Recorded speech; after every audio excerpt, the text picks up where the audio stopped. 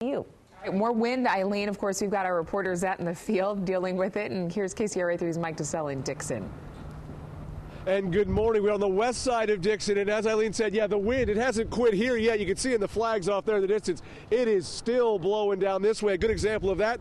Let's spin it around, and you can see this is a Christmas tree farm. And check it out. A lot of the trees here have just toppled over in this wind. Of course, these aren't big trees, but it does give you a sense of the type of wind we are seeing out here. And also want to point something else out. Sam, let's move it this way just a little bit. And across the street, you will notice some big rigs that have been parked on the side. I did talk to several big rig drivers this morning, all of them saying that that wind is still very noticeable on Interstate 80. It can jolt you, especially when you're in a high-profile vehicle like this. It will keep you very alert early in the morning as it will shimmy you around.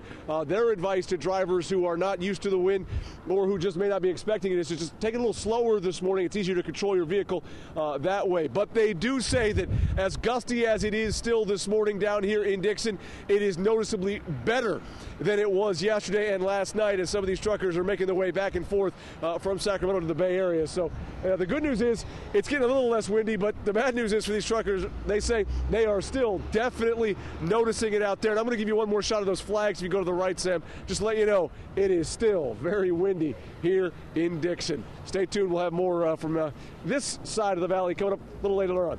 Live in Dixon, Mike DeSelle, KCRA 3 reports. All right, stay bundled up out there, Mike.